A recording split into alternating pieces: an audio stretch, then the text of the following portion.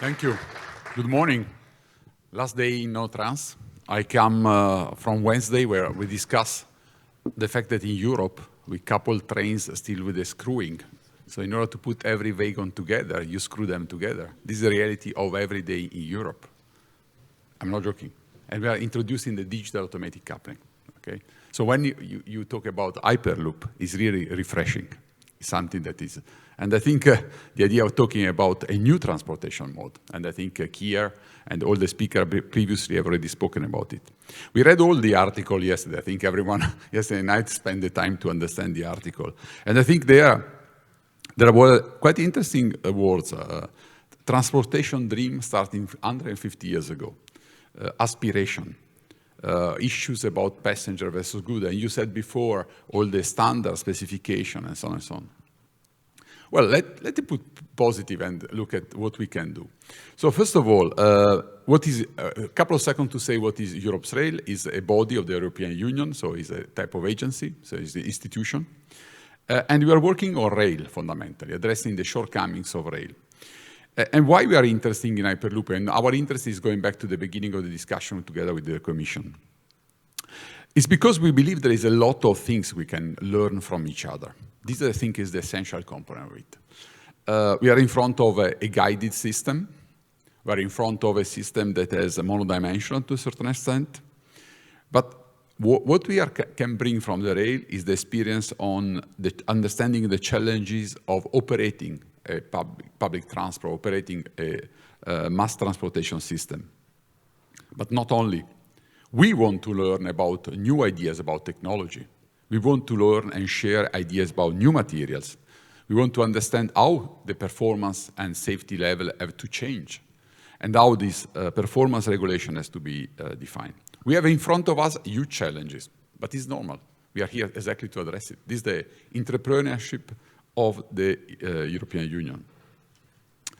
We will have the competition by the other modes of transport, electric plane, but also Airbus is working on a full cell hydrogen aircraft, regional aircraft, up to 1,500 kilometers.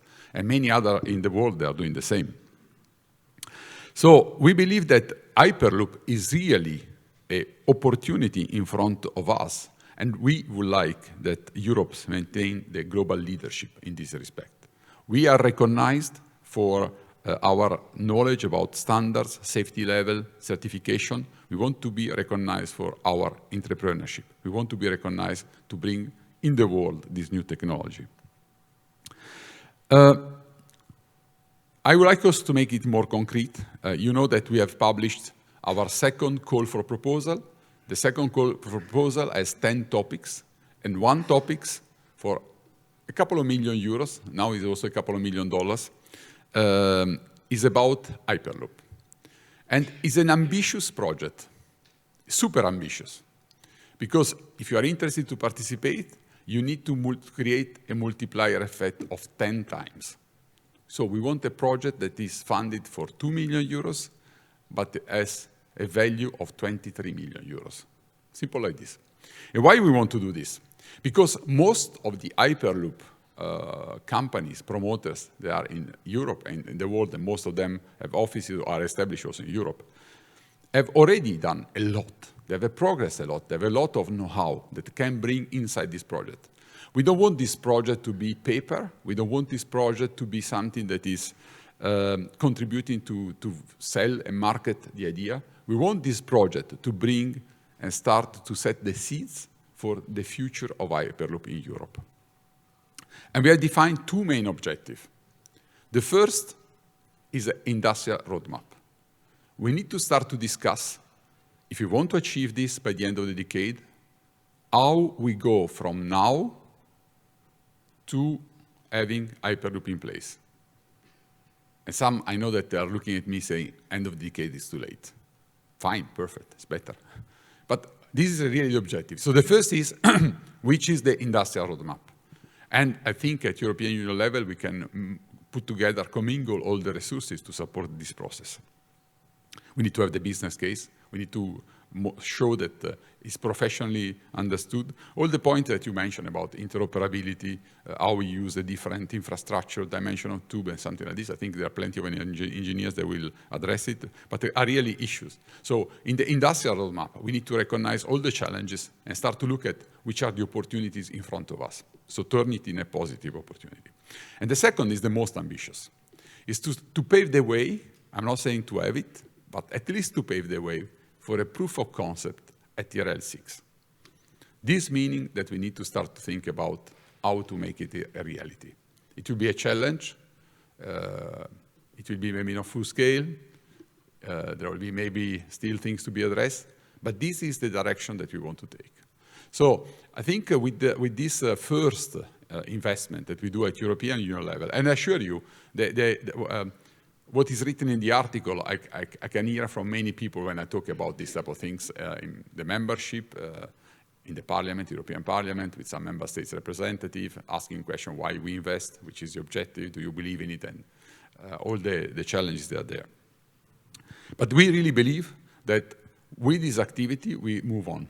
And Kier said it at the beginning, effectively, during the last 5 years, we had a major change. We were working with Hyperloop activities, mostly at European Union level, under the initiative of the Director General of DG Transport that we started with the member states and inviting the promoters and so on and so on. And we moved in this. Now Hyperloop is part of the sustainable and smart mobility strategy of the European Union. It's part of the proposal on the revision of the TEN-T network, like the infrastructure bill in the United States. It's part of the formal objective that have been given, entrusted to us by the Council. So it's part of what is including in our master plan. So I have an obligation, and I really want to see this moving on. And this is really where we are investing the money. I know that it will be sufficient, but I really believe that from small things, we go to big things. And this is really where we work. And we are working with other institutions in this respect, and we will work together. I go back to what I said before about the duck and the screwing together the wagon. And if you don't believe it, you can go to see it, also in our stand. 4 years ago, in this event, nobody was speaking about coupling automatically the wagons in Europe. If you go around, in all the stands, in the exhibition outside, you will see everywhere a duck attached to a wagon. We can change things, and we can do it fast. Thank you very much.